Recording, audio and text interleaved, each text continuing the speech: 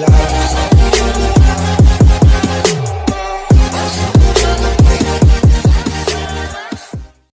बच्चों, आज हम आपके सामने एक और बेहतरीन ताल लेके प्रस्तुत हुए हैं जिसका नाम है झप ताल। पहले आपने तिलवाड़ा ताल समझी है, अगर आपने की होगी उसका प्रैक्टिस घर में तो आपको ये भी आसानी से समझ में आ जाएगी। जो झप ताल है यह भी एक बड़ी ही महत्वपूर्ण ताल है। इसमें 10 मात्राएं होती है, दो तीन मात्राओं के इसमें 4 विभाग होते हैं, जिसमें पहली पर सम, तीसरी और 8वीं मात्रा पर ताली व 6ठी मात्रा पर खाली दर्शाया जाता है, खाली होता है। यह भी तबले पर बजाई जाने वाली ताल है। इसको बहुत सारे लोग झंपा व जग झंपा ताल भी बोलते हैं। इसमें यह मध्य लय और विलंबित लय में प्रयोग की जाती है अधिकतर। तो आइए हम आज करते हैं झप ताल।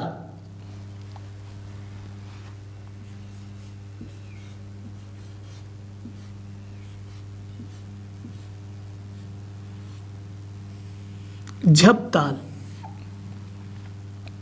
जैसा कि मैंने पहले आपको बताया कि इसमें मात्राएं होती है कितनी, 10।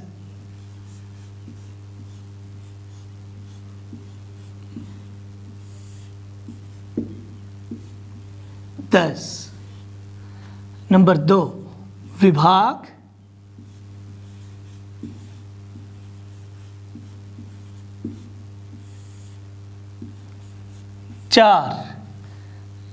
कितनी मात्राओं के, 2 3 व 2 3 मात्राओं के।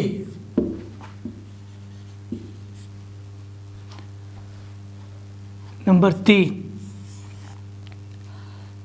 पहली मात्रा पर सम,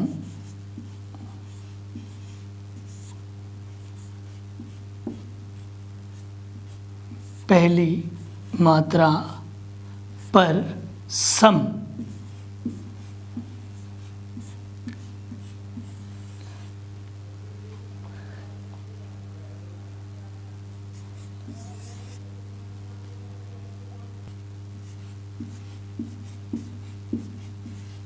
तीसरी व 8वीं मात्रा पर ताली। नंबर 5 छठी मात्रा पर खाली, 0 जो 2 और 3 क्रमांक से, तीसरी और 8वीं है जो 2 और 3 क्रमांक से दर्शाई जाती है। आइए अब इसका एक गुण बनाते हैं। एक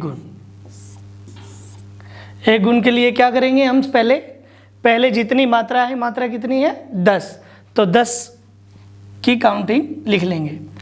1 2 3 4 5 6 7 8 9 10।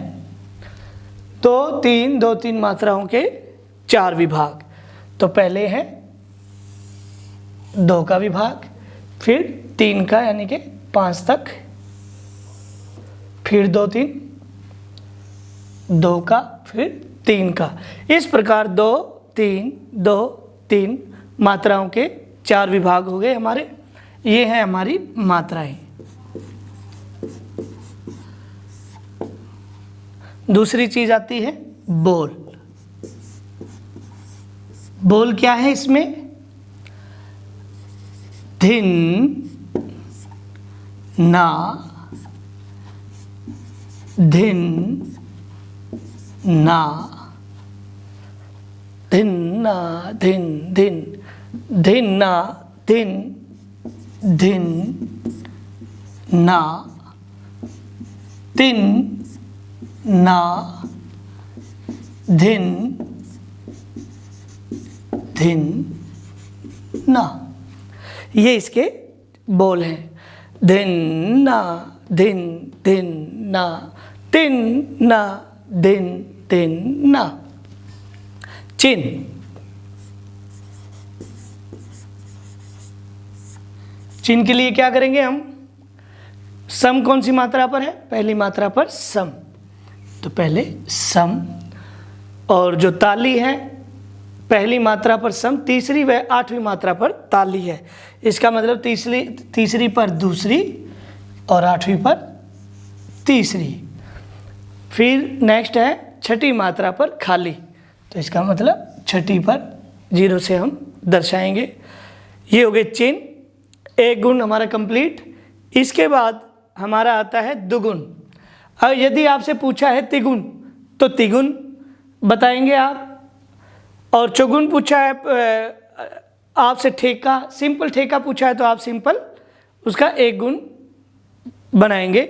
और उसके साथ चौगुन अगर पूछा है तो चौगुन भी आप उसके बनाएंगे। तो दुगुन कैसे बनाएंगे वो देखते हैं हम। दुगुन, दुगुन के लिए वही फॉर्मूला, 2 बोल को एक मात्रा के नीचे ले आएंगे। धिन ना, ये आ गया। नेक्स्ट क्या है? धिन धिन, धिन धिन। इस प्रकार 4 बोल आ गए हमारे, 4 और 2 मात्रा कवर हो गई। नेक्स्ट नाती, नातिन। नेक्स्ट नाधिन, नाधिन, नाधिन तक हो गया। फिर आगे आ गया धिना, धिन ना। इस प्रकार पूरी हमारी 10 मात्रा की 5 मात्राओं में कवर हो गई दुगुन में। धिना धिन, धिना धिन, ना धिन धिना। अब यही नेक्स्ट 6 से 10 तक आ जाएगी। धिन ना, धिन धिन, धिन धिन, नाती नाधिन, नातिन नाधिन, धिन ना। ये आपकी दुगुन बन गई। दुगुन भी बनाएंगे जब आप उसके भी नीचे ऐसे ही चिन्ह लिखेंगे। इसी प्रकार जैसे आपने एक गुण और दुगुन बनाया है, उसी प्रकार तिगुन और चौगुन। तिगुन में क्या करना है चलिए देखते हैं। 3 बोल को एक मात्रा के नीचे हम लिखेंगे, फिर नेक्स्ट 3 को 2 के नीचे। कैसे चलिए देखते हैं। धिन ना धिन, धिन ना धिन। नेक्स्ट धिन ना तिन, धिन ना तिन। 3 ही हो गई। ना धिन धिन, ना धिन धिन, ना धिन ना, ना धिन ना। नेक्स्ट धिन धिन ना, धिन धिन ना। यहाँ तक कंप्लीट। अब नेक्स्ट तिन ना धिन, धिन ना धिन, धिन ना धिन, धिन ना धिन ना धिन धिन, ना धिन धिन, ना तिन्ना, ना तिन्ना, धिन धिन्ना, धिन धिन ना। एक बार फिर से हम देखेंगे, धिन ना धिन, फिर नेक्स्ट क्या आया, धिन ना तिन, ना धिन धिन, ना धिन ना, धिन धिन ना, तिन ना धिन, धिन धिन, तिन ना धिन, धिन ना धिन, यहाँ तक कंप्लीट हो गई।